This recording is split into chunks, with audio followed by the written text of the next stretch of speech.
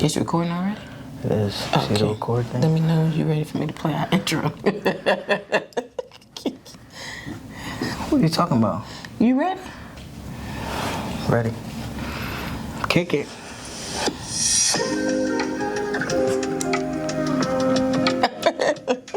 And cut. You know I can do that in post, right? Okay. Hey, welcome back to Our Two Cents. It's Kenesha. Courtney. I guess we're going whole names this time. No, it's good. I mean, I like whole names. It puts some respect on us. We earned them. Right? What are we talking about today? We talking life.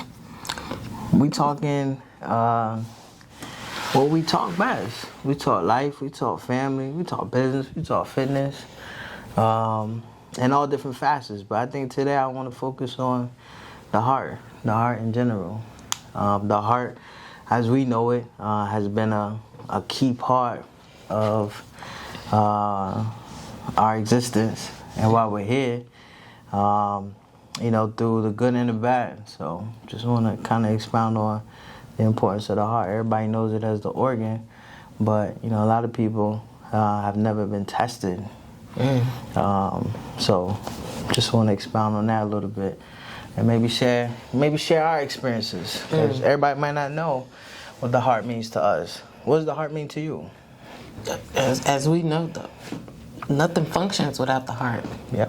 It pushes, it pulls, it squeezes, it let go. It is one of the two most vital organs in your body. That is true. Along with changing the definition of it, it's one of the greatest attributes that you can have as a person. Yeah. I think my heart has been tested in many different ways that I never imagined. Right. So just seeing the ability of the heart in the definition term, it opens your eyes to so many other possibilities. Or it's essential. It is probably I'm not a. It's a 1A and a 1B. Yeah, it's definitely one of the most important organs that we have. Yeah. And we never realize it until it's compromised or tested. Yeah. Right? Because we always depend on the heart to be there and to the heart to work efficiently. But until you actually aren't have no function of it, or you find out that it has shut down, man, it puts life into perspective. Absolutely. It makes you thankful for things that you otherwise would be griping about or complaining. Agreed. Some people have fully functionable hearts and they don't take full advantage of them. Absolutely. And then we have this soon-to-be 14-year-old with a heart that has been tested almost 14 years, and he continues to smile. Even when he's getting fussed at, he still smiles. Even when he's being tested beyond limits that maybe you and I think, this is a bit much. Right. From pumps to boxes to gadgets to IVs to tubes to heart and lung machines, like just so many different pieces to it. But where there's tears on one side, it's all smiles and Nickelodeon on the other. Nick so Jr. It makes you shout out to Nick Jr. Hey, gratitude, Yeah. Thankfulness, gratefulness, and it makes you again thankful that you don't have to endure what such a small person has had to go through. Right. Because you may not be able in general. Yeah, not just him. It just makes you put life into, again, perspective. So I thought I knew the heart before 2009, but for me personally, like 2009, and it was a blur for me, and selfishly that's my perspective, but I didn't understand the extent of the role that the heart played until receiving a letter in boot camp and not really having details, but just getting the notification that something isn't right. And I remember, being in boot camp and having to go make a phone call to you, and you're explaining it to me while in the hospital, while going through it real time, and I was just like so oblivious to what was actually happening, because I never understood that could happen to me, or like within such close proximity of me. Right. We before I left out, like we were planning all great things for the most part, and not to say we haven't been blessed with great things, but we definitely didn't plan for, the beginning on which we had in 2009. Yeah, so just to piggyback off of what you were saying, you got a letter in boot camp. I literally found out Kadyn was a few hours old, and he had just had his procedure done. And the next thing, that blur that you described, the next few hours were a big blur. From them telling us, again, he was a few hours old, he has to be life flighted to Duke University. But you gonna stay. No, I'm not. I'm going with him. Yeah. But they wouldn't let me go on the helicopter. And there was a black head nurse, older lady, and she made myself and Nikki promise that we wouldn't get on the road that night, and that Nikki would take me home to rest, and that we would go first thing the next morning. So, of course, Nikki being who she is, she wouldn't let us. We didn't go that night. We left that next morning. I slept in the back seat of the truck while she drove from Fayetteville to Duke. And when we got there, the baby, I wish I had the picture pulled up. The baby that we saw when he was life flighted was not the baby that was full of life at Duke University. It was two different people. At that point, we knew, he was sick. Right. Because all newborns have like a pale tint. So, again, his daddy light skinned, so it was like, he just light skinned. You gotta tell them that. He just light skinned. I'm sure they looking at He me just like, got those cute little pink little lips, because that's what his dad got. No. Shout out to my mama. Everything changed. He was a toasty, like Cinnamon Toast Crunch brown. His hair even curled up. It was a completely different baby. But there were so many tubes, and there was so many machines, and it was this really little baby in this plastic box, and it was like a wall full of, looked like little individual computers. Now I know they were IV pumps that were keeping him alive. Because his heart was discombobulated. Right. And you said you don't remember this, but at Kadyn's ultrasound, I asked the nurse how was his heart, the ultrasound tech. I'll never forget it. And she said his heart is fine. 1, 2, 3, 4. Ain't no way she saw 4. Right. For a while, I placed blame on her and the doctor, because he should have caught it. But Interesting. after I saw him fighting, more so after 2 and 3, because after 1 he bounced back really quick. Right. He was shucking and jiving, scooting and moving, and all things baby. But after 2 and 3, it was like you using that energy towards the wrong thing. Right. So in the midst of the anger, we've never talked about this, but because you just said it, like the anger that you had towards like others, were you angry at me as well? Did you place blame on me for what ultimately happened? For what? His heart? Right. No. Was there ever a thought process like I had something to do with that? No, I thought I did it. That's the reason why I asked about his heart, because I found out I had a heart condition in Iraq and was ultimately medically retired. And it was like, did I pass this on to him?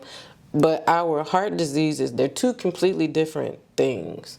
How long did it take you to get over that blame of self, or just that thought that I could have contributed to this in a small fraction? Or have you gotten over that? Haven't. Okay. But it's really, really small, and it's like in the reserve. Only because I understand our conditions are completely different. Right. Where'd you get that? When did you get that confirmation? That our conditions were different. Yeah, it was like a confirmation that you probably didn't have anything to do with that. It was a freak of nature. Dr. Carissa Baker Smith, black female cardiologist, female, at Duke, and she explained it. Cause I cried, I broke down. I believe Nikki would be able to give like a better account of things, cause she was like, Nikki Brown. Yeah. You know you watching this. Auntie Nick. Yeah. She was like the level-headed. Right. She was because you were gone. And of course, my family was all Georgia, Arkansas. So she was the rock. Like, she took notes. She answered questions. She was my driver. She was everything. So I asked the question, like, did I do this? Was it hereditary? Was it genetics? And they were like, no. That's when we found out he had a genetic disorder that caused it, that had absolutely nothing to do with my heart disease. Right. And Shani Foy Watson, the social worker, she also tried to explain it to me. Like, ma'am, you didn't do this. Like, and as they broke it down, I still wasn't trying to hear it. Because it was still fresh of me being retired from the military and dealing with, I felt I got kicked out. Right. So then to find out now your newborn, he wasn't even a day old, has a heart condition, and it was like, it's my fault. Yeah. But between Carissa Baker Smith and Dr. Mitchell too, Stephen Mitchell, they were all extremely I don't even know if it's a word to describe how they, one of them drew a picture of Kadyn's heart on a piece of a paper towel. Still got it. Like, to the T. Drew Kadyn's heart on a paper towel and gave it to me. And it was like, what the? Everything from the interruption to the you name it. So, how important through the process is it to have empathetic, sympathetic professionals in place? Because, like you're talking, you very well got talked off the ledge by many different people. Those that are professional and those that were friends that removed themselves from the circumstance and just was able to be there and care for you in that type of need. How important was that to you during that time? And how important is it still to this day? To this day?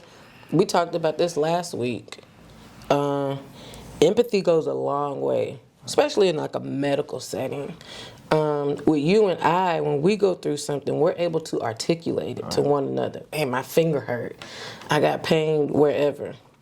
When you have a family member, not just a child, but a family member who isn't able to articulate things to you, having that person there with you to help navigate through it, that has, I wouldn't say they have to physically have gone through it, but they have a better understanding versus what the textbook says. Right.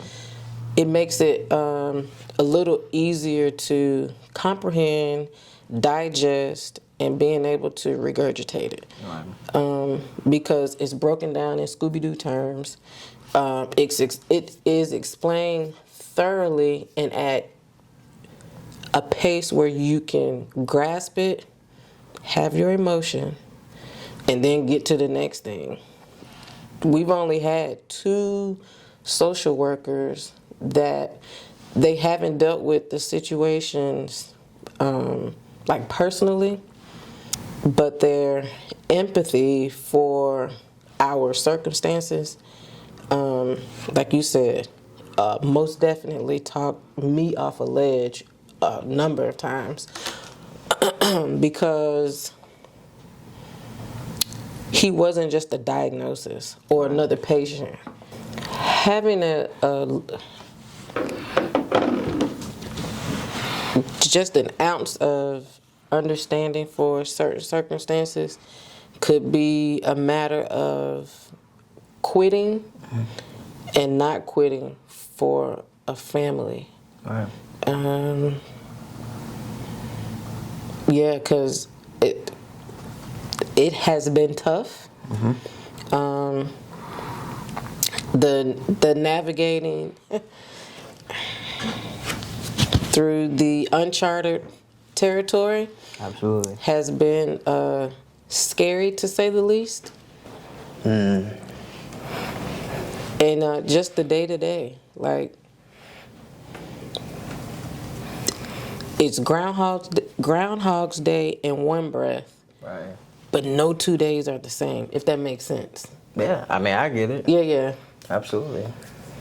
So I think every day, I think for me, is seeking clarity, and because my personality won't allow me to, I guess let it keep me down.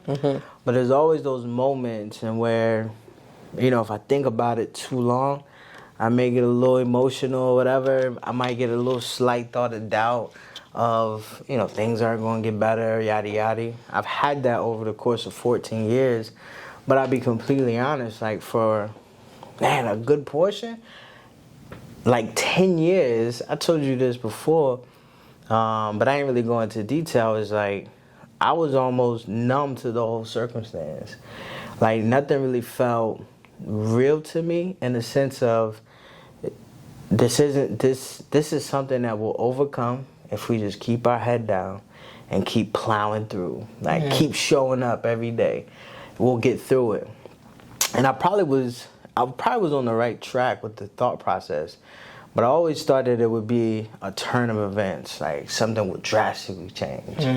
And I think like after that 10-year mark, I got a rude awakening of things aren't going to change, but things can get better. So here's what you ought to look forward to.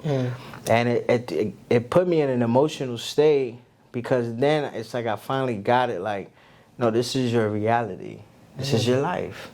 And you could be down about it, or you could try to plow through and do what you can with what's been afforded to you. So for me, I've had the luxury of being numb, but I think that's just me being trying to remove the emotions out of the situation, so I don't become emotional. Because if I'm emotional, my thought process is if I'm emotional about it and I'm a rut, I can't help anybody else out. right.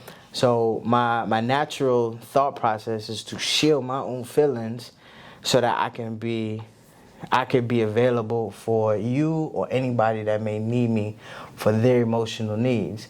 And in reality, what I've been doing is pushing my own and suppressing my own feelings, that the days that when they do catch up to me, like it's not pretty. And it's nothing that's destructive, but it just isn't. It's me removed from reality in which I can't bear with it. So the heart, through the process, I've recognized that the heart is complex, right? You mentioned the picture of the different, what they call it? Different chambers. Like every time we go to an appointment, and I try to tap in and understand the language. The heart is so complex, but yet it's so simple. But what I've learned is that it's beauty in it too. It's almost poetry in that there can be deficiencies in the heart, but it will still pump it will still do what it needs to do to ensure the body continues. Right. Because when you think of everything that Kadyn has gone through, and the many issues that if it ain't one thing, it's another in regards to the heart. But like you say, she's still smiling, still here, still growing, right? So it's allowed me to look at life in all different aspects and look at it like the different functionalities that are presented. Just because one functionality is bruised, maybe even bent, broken, the other functions are still there and we're still able to continue. The show can go on. So I might have, I don't want to give myself credit, but I wanted to remain optimistic throughout the process. And really, what I really was doing was not learning how important the heart was and is until I had to be faced with it. And then when I got faced with it, the reality is like, oh, the heart could be bruised, but it can still go. So yeah, we have a bruised heart, but we can still go, right? And then, you know, you start to formulate a plan on how to go forward, because how we're going about things at 14 differ from how we went about them in 2009, where we had no sense of hope almost. Now we have a whole bunch of hope. Yeah. Right. I don't mean to cut you off because you said it was year 10 for you around that time? Around that. It was probably Hawaii. Hawaii, so 8-ish. For me, it was 2010 when they told us to put him in a home. It was like it was real then. We knew the complications that he had after that second and third open heart surgery, but it wasn't real until there was a doctor, a social worker, a nurse, and like a clinical psychiatrist or whatever it was, sitting in the living room saying, "This is your reality. You might as well place him in a home because what you see is what you get. He's just going to be what he is, and it's not going to get better." And it was like... The term they used was potato, right? Huh? The term they used was potato? No, that was when the doctor told us about Kadyn's brain damage, that his brain looked like mashed potatoes. That was in the hospital. I remember you telling me that. Broke me down. This was right after we found out something was wrong. But fast forward, after we came home after that, and they told us to put him in a home.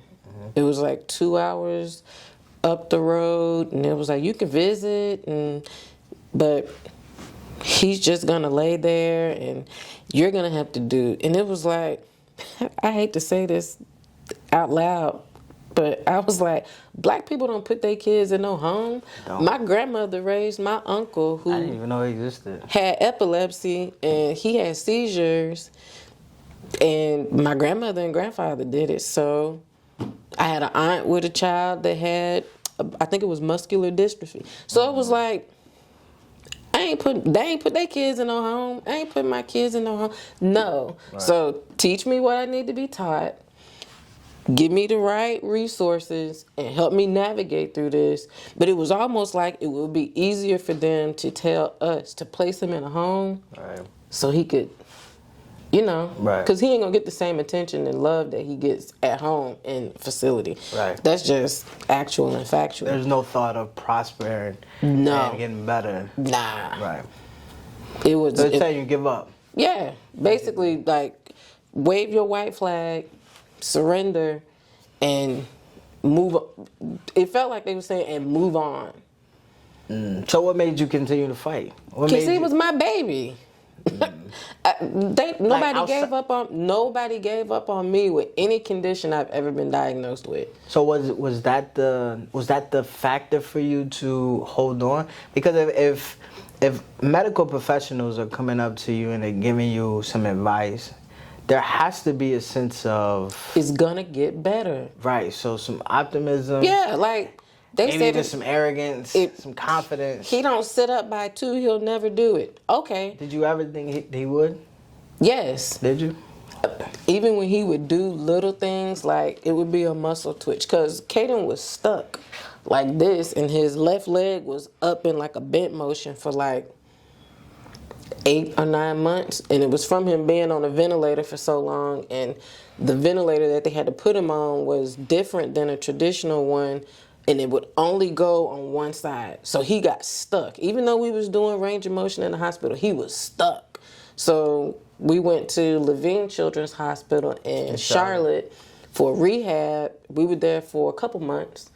And when we went home, he wasn't as immobile, but you could still tell that the left side, that's crazy, because it was the left side that was like stuck, but the left side is his strong side now. Right.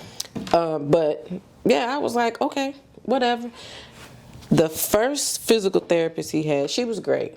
Shannon, she would come to the house, but it was doggone, how did I forget? Miss Carol Wheeler, who entered Kadyn's life and changed it, because she didn't care about tears. She didn't care about like spasms. She was like, we're going to figure this out. And before we left for Hawaii, I don't know if you remember the video of him in that red Mustang walker, but he walked from one end of the street. Outside? He walked from one end of the street up the driveway, and she stood him up on the sofas, and he stood up on his own, of course with her upper body support. But he pushed himself up to a standing position right before we left to go to Hawaii. And it was like, you waited until we got ready to leave to show her what you could do. Yeah. But Carol was great.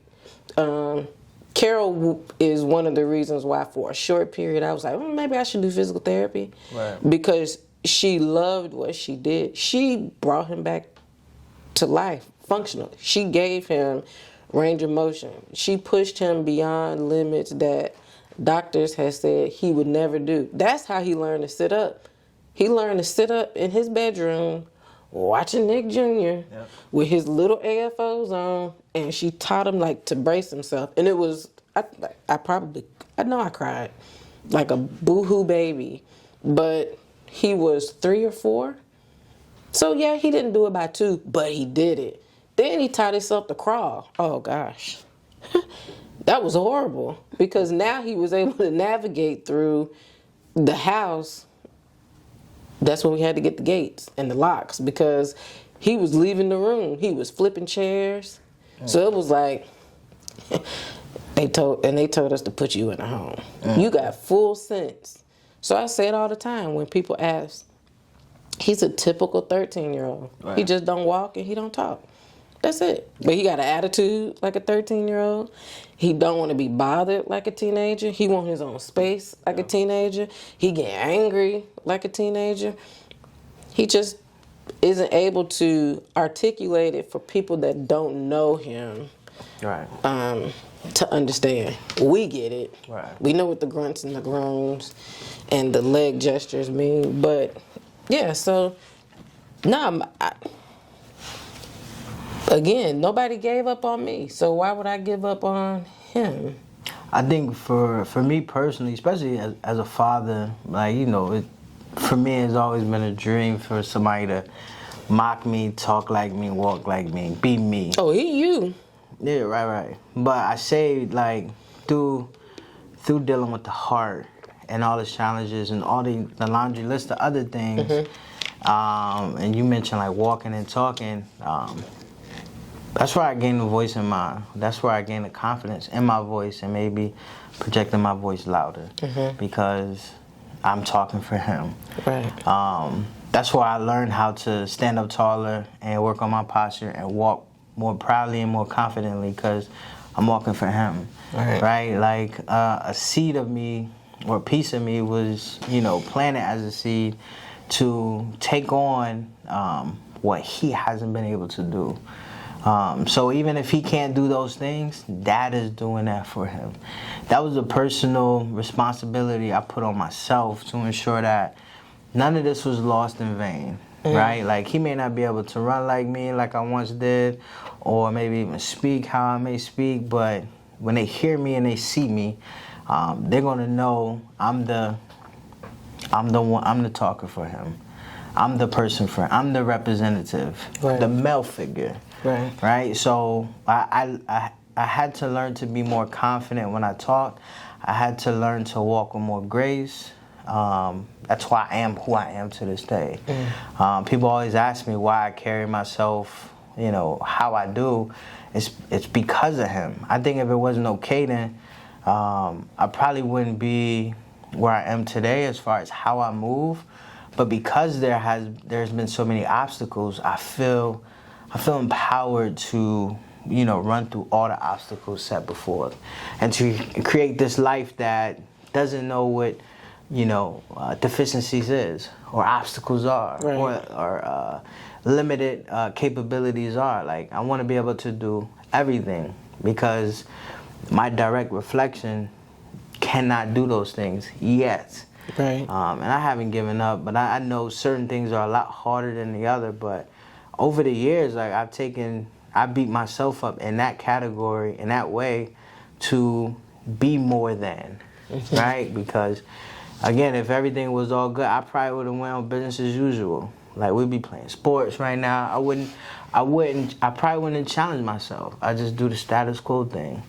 But because of that, everything, like, I put that on my own shoulders, so that he's proud and that he has something to cheer for. Right. So the heart has been a tricky thing. It's been the most complex out of everything that we've had to go through. For Kate? Well, it's maybe not the most complex, but the most scariest. Oh. Because anytime you deal with the heart, anytime somebody says anything about the heart, you automatically go into defense mode, because that's 1A or 1B. Yeah, I was about to say, it was 1B for me. Important. The brain. Yeah, because where there's a valve replacement for this in the heart, ain't no replacements for nothing in the brain. Right. And once something again, Kadyn proved them wrong. Right. Because where his damage is, he created a bypass Right. to be able to use those functions that were damaged. Right. And my brother and my sister were there with me, because I don't know if you were still in training. I think you either still in training or deployed during this time. But they were the sounding board then, because it was like, y'all just hit me with one whammy. Then you hit me with another whammy. Now you telling me we got a whole nother. So I think for me now, I am conditioned to where if it's something with the heart, I'm a little less fearful. I'm like, all right, we've been through this before. I know what's... Try yeah. trust it. And then per this last one, he just completely proved me all the way wrong. So it's like now when we go through it, it's a breeze, because CHLA has been amazing. Duke was great, but CHLA has been amazing. Now when it gets to the brain, yeah, because there's no bypass. There's no machine. It's all electrical signals and all this. Yeah, and it's like, what are y'all talking about? Like, but it's like, what's the saying? You take a licking and keep on ticking. Yeah. It's like, no matter how many licks they keep giving him, he's like, all right, and another one. That's what they say?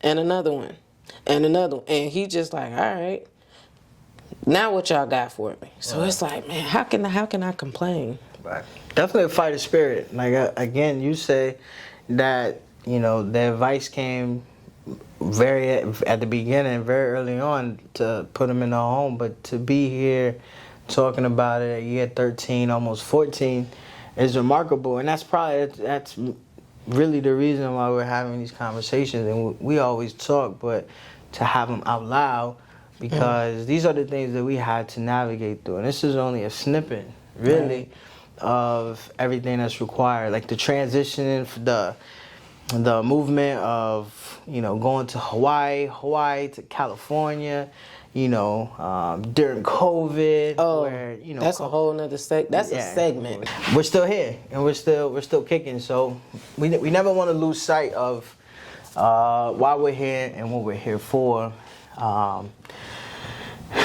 And we can't forget about the most important thing, the MVP of all this. The brain is to your point, very important. The heart is what connected us. Right. The heart is what has been our introduction, and it's been the first hurdle that we had to get over together. Whether we were together or separate, we had to figure out in our own unique ways on how to navigate through it. Because we've been tested so much, where do you think that leads us for in the future? Honestly, Yeah. for me, it makes it confusing. Because of the heart, I want to do so many different things. Right. And I want to help so many different people.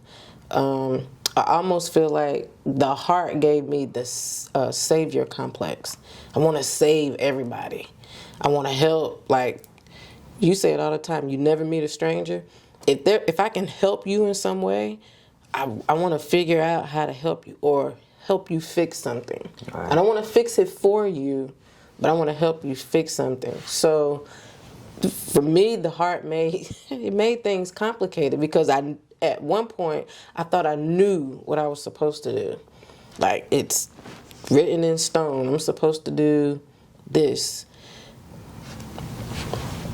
But my heart says, no, you're supposed to do this, and this, and a little bit of this, Right. with a dash of that, and don't forget about this. And it comes off as me being indecisive, but I really feel like my purpose is to help people navigate through whatever journey they're going through. Fitness, is it life skills, is it coping with a family member who has unique needs, is it the female that had to end up getting put out the military because she found out she had something that like you say it all the time, you got so many different aspects to you. You got to talk about it, because if you keep it to yourself, you're not helping anybody. Not helping. So, and that's the goal. Hopefully somebody sees this, and of course we didn't go into complete detail, but just even a little that we've discussed in dealing with the second most important, in our opinion, organ. Like 13 years later, you can be here and you could thrive, no longer surviving, but just survive, but you're thriving and living. So that's what it's about. And again, we're not the perfect example. We're an example. Right. And it's been a lot of work to get up into this point. Right. A lot of it has been, for both of us getting out our own way. And I can speak for me personally, as far as, again, that thought process of, like, putting all that burden on my shoulders because, I probably don't get the life that maybe I thought I would have with my firstborn. As far as, growing up playing sports, throwing the football, playing baseball, cussing him the hell out because he coming in late. Like, he always in bed on time, so I can't even get over on that one, But, sometimes some of that selfish stuff that I thought, like my father went through with me, or maybe what I've seen from others, I thought I would have, and my path has been completely different. Mm-hmm. So I've had to find, my parenting way, and where I'm not as different as, other parents, but there are some things that I may have to navigate through slightly differently. Right. And that's been a struggle, but hopefully this helps somebody navigate that has no idea what they're doing or how to do it, and they're just like, help.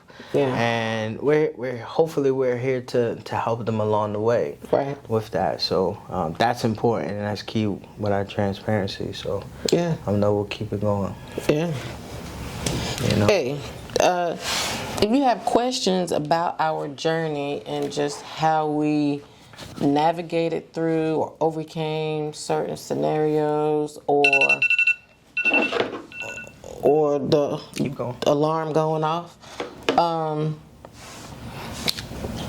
like, comment, shoot us a message, a DM. If you got our phone number, shoot us a text message. Oh, don't call him. Call me, because he ain't gonna answer. Right. I will, unless it I will say about spam. a week. Well, no, because if it say spam, I'm hanging it up. But Yeah, Scam like likely. let us know what questions you have about the journey or just in general that we can share on the next podcast or episode and answer some of those questions. And even to the point of those that may not have gone through similar circumstances, be a Nikki Brown. Man, be a Nikki Brown. Be supportive throughout the process. Not just when the days are very, very bad, but even when the days seem good, Man. but knowing that tomorrow could not be as great as today. So be a friend in that aspect. Ask questions. You'll be surprised. I can't speak for all parents, but I don't like explaining my circumstance to everybody, but I'm more willing to sit down with somebody if I feel there's genuine care there.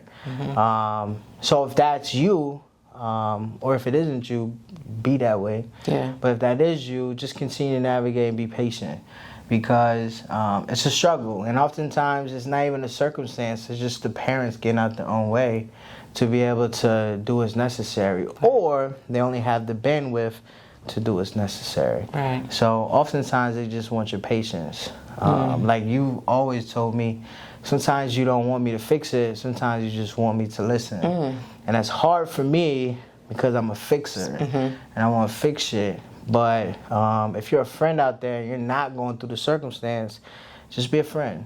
Listen. It may come off complaining, or it may come off in a way that you may not understand that day, but it's a tough fight that I'm sure that person or that family would appreciate.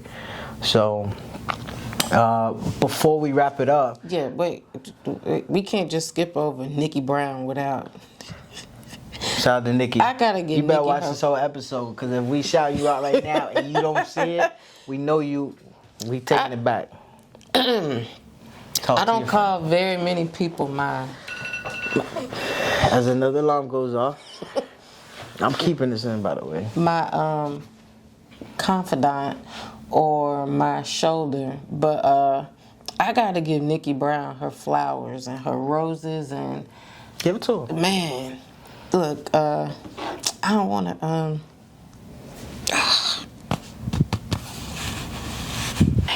So you don't gotta dive deep into it. I'm not. I just want to shout say to Nikki Jolene Brown. Yikes! You call her whole name Her out. whole government name. That's how sincere it is. I love you with every fiber in my body. And I appreciate you for simply doing what friends do? What family does. Family. Some family ain't gonna do that shit for you. Facts.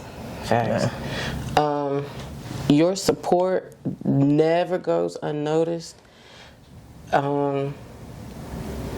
We appreciate you. We're thankful for you. And Kadyn loves Auntie Nick Nick. Know that. And Kenesha loves you too.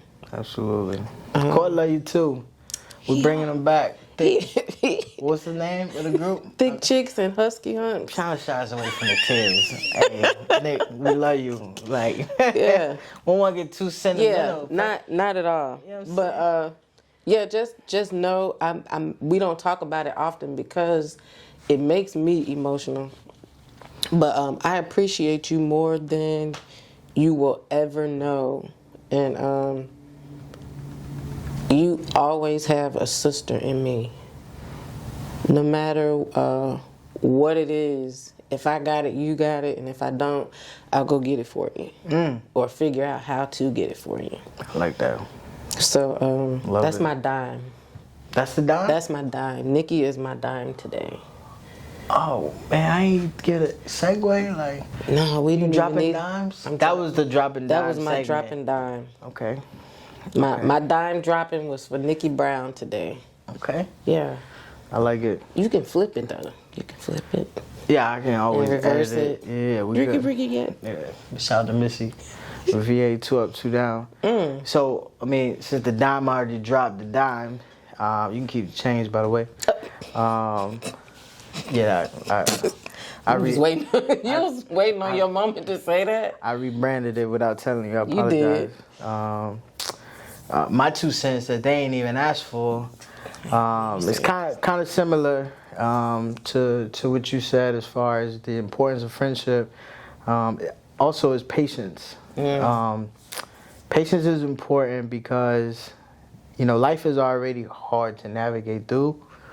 It's not more extreme than anybody else's. However, when you don't know what the hell is going on, Man. or where you're going, Man. it definitely makes it very difficult to be able to navigate and to be present.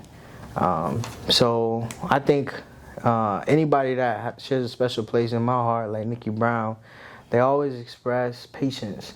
Even with me, and through these past 13 years, I may not have always been the best friend, the best brother, the best son, the best husband, the best father. But people that truly care about me have been patient with me throughout this process. And in reality, I've just been on a journey trying to figure it out, right? Like, how do you corral the team and ensure that everybody has the vision? First of all, know where the destination is, and devise a plan to get on the road and actually travel down those roads together. I appreciate everybody that shares that patience with me and don't use it against me.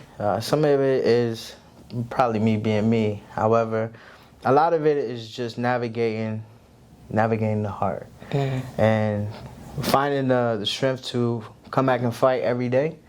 Not that I've ever considered giving up, but some days are a lot easier to fight than others.